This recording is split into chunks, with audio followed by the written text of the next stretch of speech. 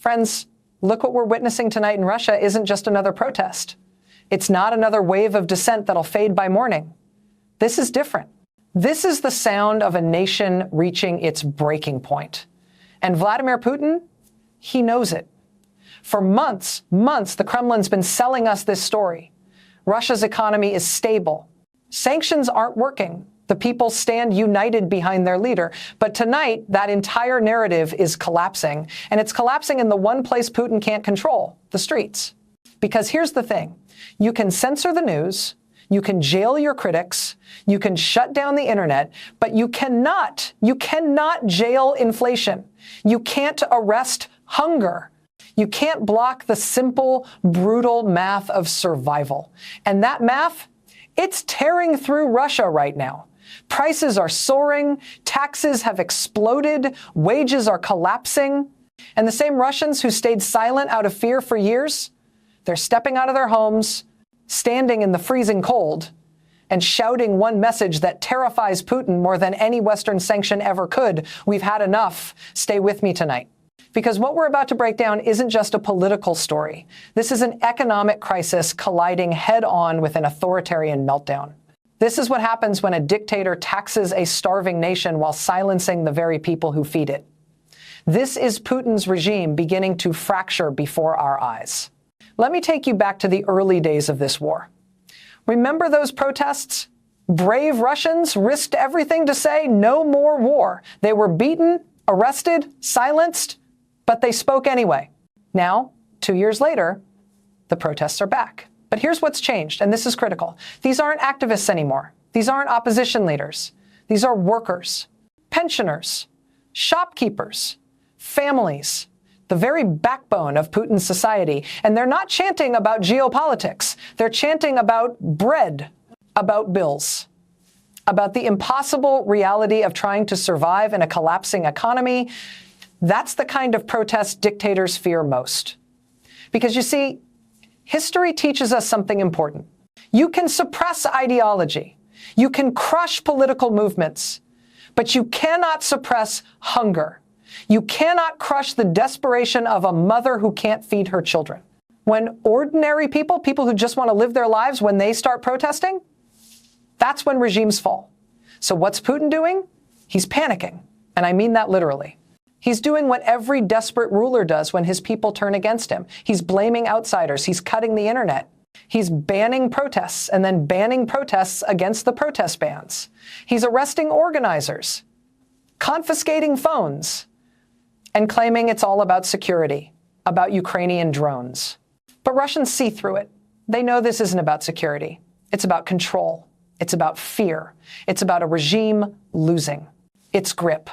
Look at what's happening across Russia tonight. In Moscow, crowds are gathering, even though they know the police are waiting. In St. Petersburg, chants echo off frozen streets. In Vladivostok, Novosibirsk, dozens of smaller towns, the same words, shouted again and again, enough, stop stealing. We can't live like this. For the first time in years, fear isn't keeping Russians home. Hunger is pushing them out. And listen to this, the spark that lit this wave of unrest. It wasn't a speech. It wasn't an opposition movement. It was a bill, a brutal new tax package rammed through the Duma under the pretense of stabilizing the budget has squeezed ordinary Russians dry. New levies on goods, income, property, combined with rising prices, it's left millions struggling to feed their families. For months, the Kremlin claimed Russia's economy had adapted to Western sanctions. They boasted exports were up, the ruble was stable, life was returning to normal. But behind that facade, inflation was climbing fast. Wages were stagnating. Regional governments were quietly collapsing under debt. Now that economic pressure is bursting into public view. And Putin's regime, it's scrambling to contain something it can no longer control, the people themselves. But here's where it gets truly Orwellian. Putin hasn't just raised taxes. He's taken away the very platforms Russians use to organize, to communicate, to see each other's anger. Over the last several weeks, Russia has implemented one of the largest internet shutdowns in its history. Entire sections of the web blocked. And the excuse? National security. Ukrainian drones using GPS signals. Nobody believes that. In Moscow, WhatsApp doesn't load. Telegram lags for hours. Instagram X completely inaccessible without VPNs. Yet magically, government websites work perfectly. Kremlin news portals work perfectly. Putin's favorite propaganda app works perfectly. The message is clear. Russians aren't being protected. They're being isolated. One video went viral this week, a middle-aged man yelling into his phone, "You take money for mobile internet and say you provide mobile internet. Then it's not us throttling it, you bastards. Then reduce the cost. Otherwise, it's fraud." That clip wasn't broadcast on Russian TV, but it's spreading fast through VPNs, through encrypted apps, through whispers. And in those angry voices, you can hear something powerful. The sound of a nation beginning to realize the con. Because think about the bargain Putin sold Russians for decades. It was simple. Stability in exchange for obedience. Don't ask questions, and life will remain predictable. Don't challenge the system, and you'll be left alone. But the economy no longer allows that illusion. The shelves are emptier. The salaries are smaller. The taxes are higher. The stability Russians were promised has vanished, replaced by uncertainty and humiliation. In Novosibirsk, protesters clashed with police outside government buildings, shouting, "You rob us," and call it patriotism. Dozens were arrested. In Vladivostok, demonstrators marched through the streets carrying signs, "We can't afford to live." Local officials denied them a permit for a second rally. Their excuse? They needed 2 months to prepare for Christmas celebrations. Christmas in November. Everyone knew it was an excuse. And that absurdity, the fake holidays, the censorship, the endless excuses, it's become part of the outrage. Because people see the contradictions. They see Putin's government still funding luxury projects for elites, still pouring billions into the war, still letting oligarchs hide their money abroad, while telling ordinary citizens they must sacrifice for the motherland. And the protests? They're spreading faster than anyone expected, even without social media coordination. Taxi drivers in Samara are refusing to work until fuel prices stabilize. Factory workers in the Ural region are demanding back pay. Pensioners are gathering outside local offices with signs, "We gave our youth for this country. What do we have left?" Meanwhile, the police are growing harsher. Riot squads patrol city centers. Armored vehicles block intersections. Mobile jammers disrupt communication. Yet even as the crackdown intensifies, the protests continue. Because what's happening isn't just political anymore. It's existential. Russians are realizing their lives are being stolen in plain sight. And Putin knows it. That's why he's panicking. That's why he's tightening control over every channel of communication. He's terrified Russians will begin to see one another's anger. Because once they do, fear loses its power. Even pro-Kremlin commentators are starting to admit the situation is unstable. One blogger wrote, "You can jail protesters, but you can't jail prices." Another asked bluntly, "How long before the police themselves start protesting?" And that's the danger for Putin. Not just the people in the streets, but the system underneath him beginning to question its own strength. When the bureaucracy stops believing, when the police begin to hesitate, when fear turns into resentment, that's when dictatorships crumble. But here's what really reveals how desperate things have become. Let me walk you through Putin's economic trap. For 2 decades, Putin's rule survived on a fragile illusion. Oil money kept the country afloat. Oligarchs got rich. Ordinary Russians got just enough to keep quiet. But that illusion shattered the moment war came. The invasion of Ukraine drained the treasury faster than anyone imagined. Billions poured into tanks, missiles, bribes for loyal generals. And while Moscow's elite dined in luxury, the rest of the country was left to pick up the bill. Now that bill has arrived in the form of the highest tax hikes in modern Russian history. Let's break down what this actually means. Income taxes up, value-added taxes, that 20% fee on almost every product, still in place. Property taxes increased, fuel prices doubled. For the average Russian worker, almost 70% of their paycheck disappears before it reaches their hands. One protester shouted, "We work and live to pay taxes. Is that normal?" Another yelled, "They are robbing us in broad daylight."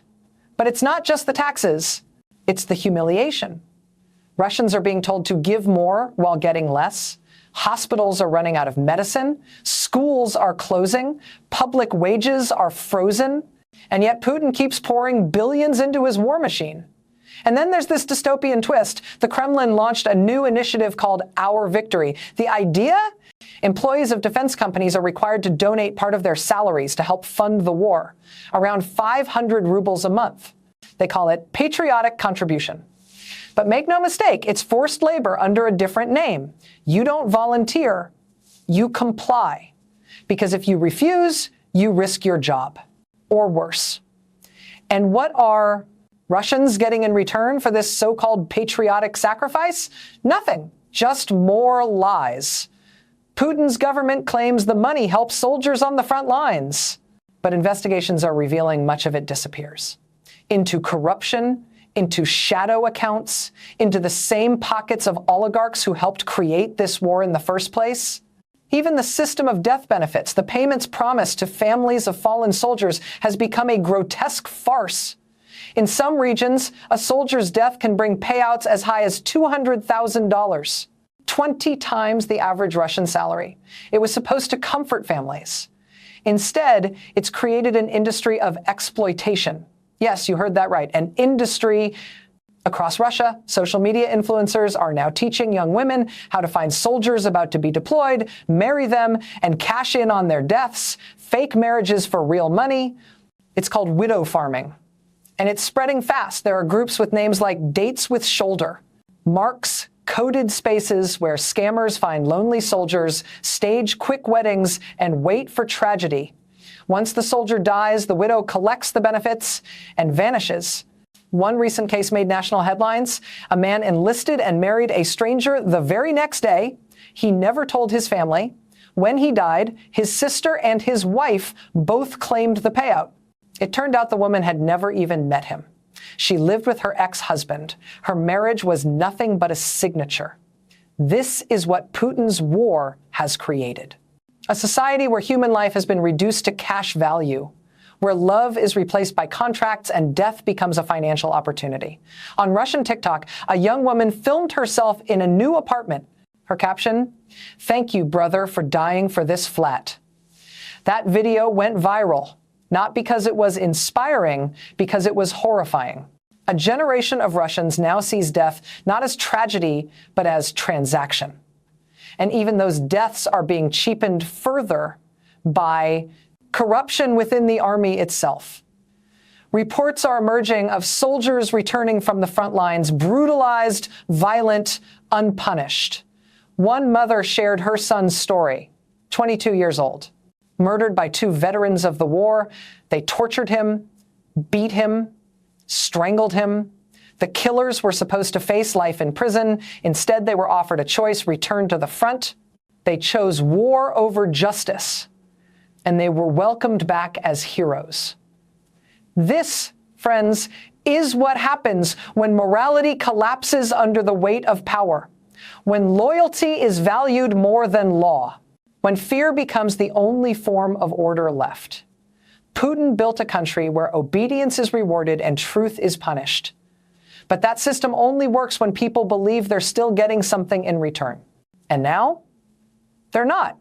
That's why the protests are spreading, because Russians are realizing the motherland their government talks about doesn't include them. It includes billionaires, generals, the propaganda machine. But it doesn't include the workers, the pensioners, the mothers burying their sons. For 20 years, Putin's Russia was built on a lie that fear equals stability. But the people are no longer afraid. They're angry, they're hungry, they're tired, and most importantly, they're talking. Despite the shutdowns, despite the bans, they're finding ways to connect through VPNs, through whispers, through simple human courage. And that courage, more than any missile or sanction, is what terrifies the Kremlin. Because once people realize the fear is mutual, once they see the government fears them as much as they've feared it, the balance of power changes forever. Every dictatorship survives on one essential fuel: fear. For 20 years, Vladimir Putin has ruled Russia not through love or loyalty, but through the quiet, suffocating power of fear. The fear of losing a job, the fear of arrest, the fear of speaking too loudly or too honestly. But what happens when that fuel runs out? What happens when people stop being afraid? That's exactly what's happening in Russia right now. The fear is breaking. The same citizens who once whispered their frustrations in private are now shouting them in the streets. Teachers are speaking out about unpaid salaries. Factory workers are refusing orders. Even police officers are hesitating to enforce protest bans. And once that kind of hesitation enters the system, no amount of propaganda can glue it back together. The collapse of fear isn't loud at first. It begins quietly, with small acts of disobedience. A shopkeeper refusing to take down a protest sign, a driver honking in support of demonstrators, a local official leaking a video to journalists abroad. But each act, however small, chips away at the myth of control.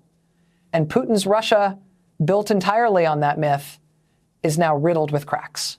The Kremlin calls this temporary unrest, but that's a lie. What's happening now is deeper. It's structural. For decades, the system worked like this. The elite stole from the state lied to the people, and the people pretended not to notice. Everyone benefited as long as the machine kept moving. But now the machine is running out of oil, literally and figuratively.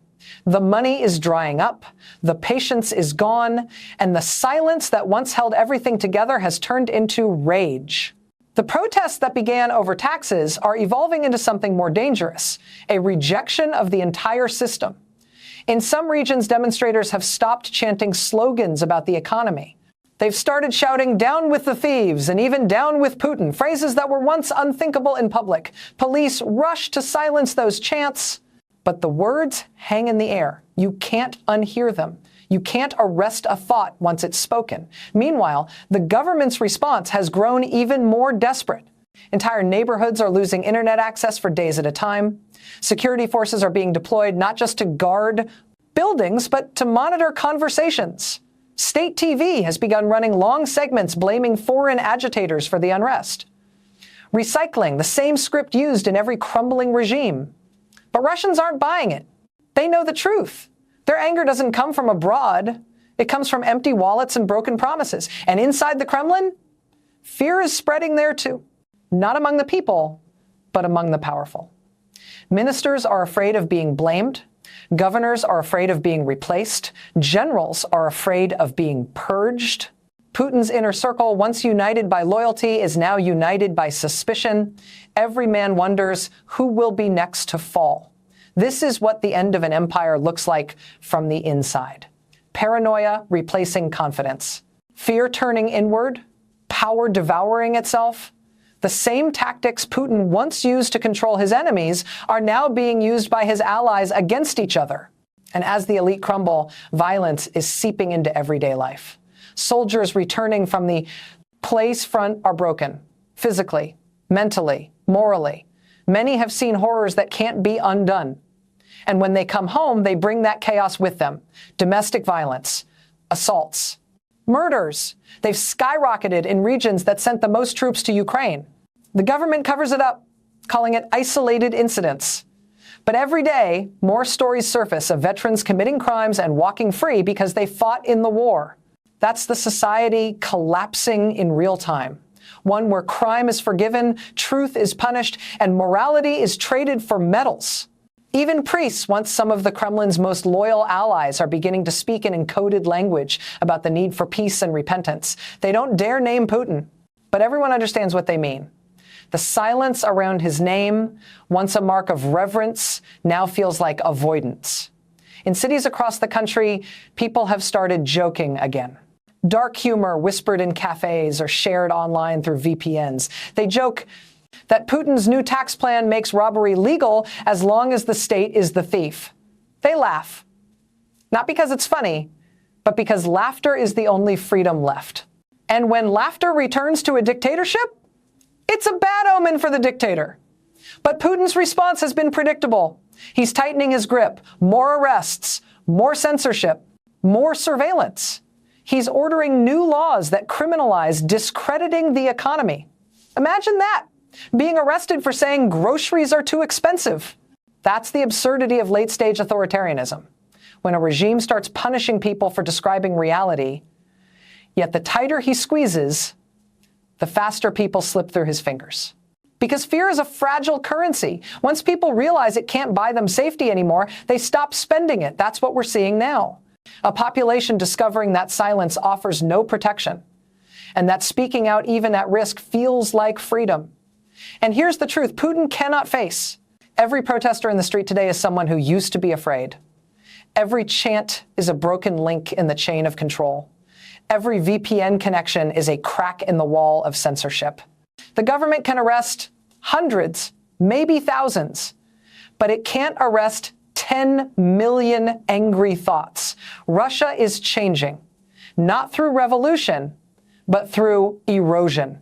The fear that held it together for 2 decades is dissolving, replaced by something Putin has no weapon against: exhaustion.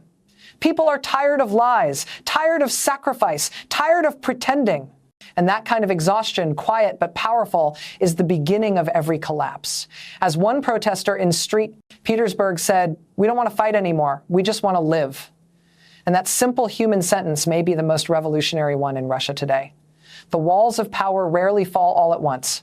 They crumble from within, quietly, piece by piece, until one day the structure that once looked indestructible suddenly collapses under its own weight.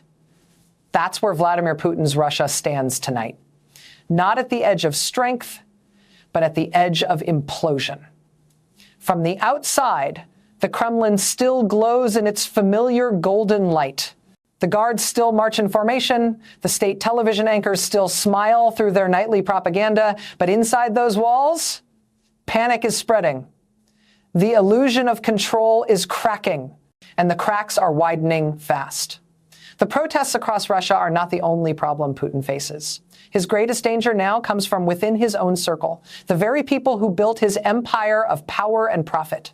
The oligarchs, the ministers, the regional governors, the intelligence chiefs.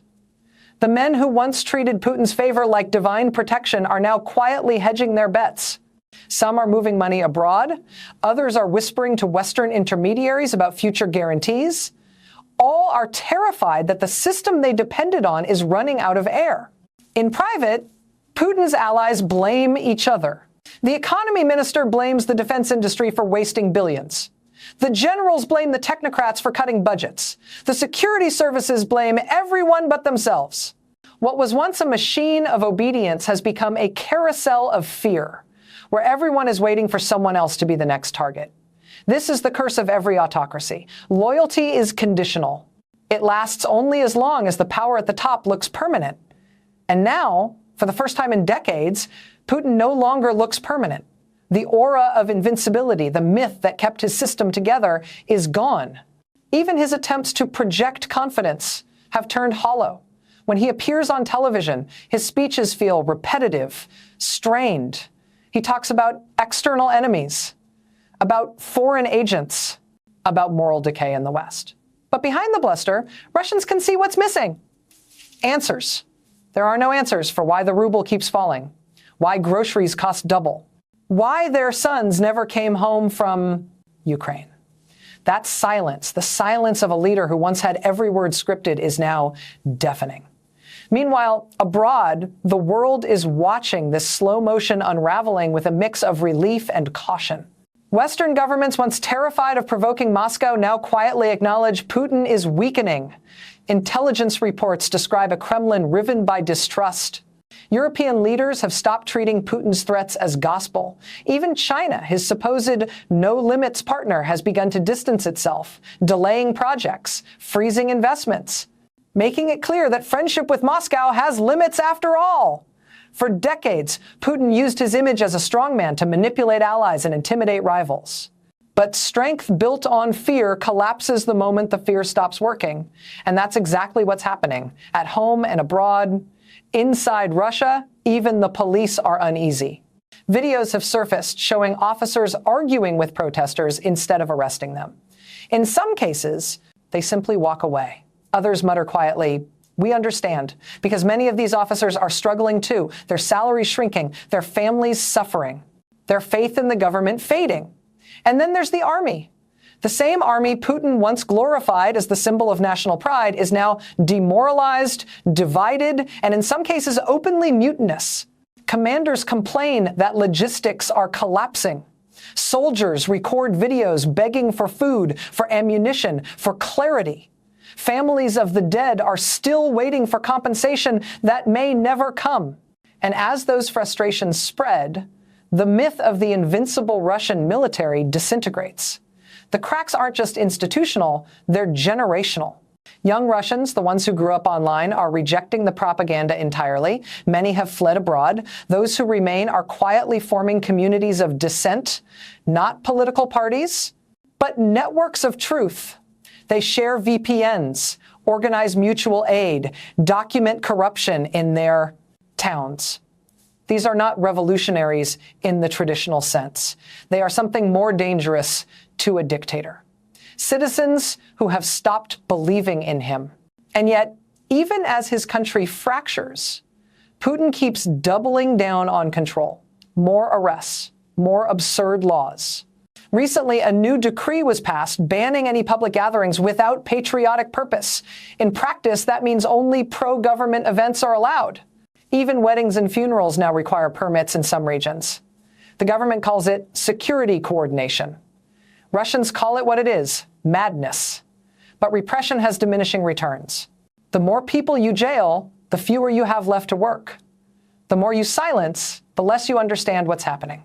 The Kremlin is now trapped in an echo chamber of its own lies. Ministers feed Putin doctored reports, governors falsify statistics, economists fake numbers to keep their jobs. The entire apparatus is choking on the very propaganda it created. And that's why his latest decisions have been so erratic. One week he talks about peace negotiations. The next he orders new mobilization drives. One day he promises tax relief. The next he signs new levies. It's not strategy. It's confusion disguised as confidence. But here's the deeper truth. The one history always repeats. Autocracies rarely end with fireworks. They end with fatigue. The people stop showing up. The generals stop obeying. The money stops flowing. And the dictator, surrounded by loyalists who no longer believe, starts making fatal mistakes. We're seeing that pattern unfold in Russia right now. Reports suggest Putin has ordered security services to prepare emergency contingency plans in case protests spread nationwide. Some in his inner circle reportedly urged him to declare martial law, a move that would effectively acknowledge the depth of the crisis.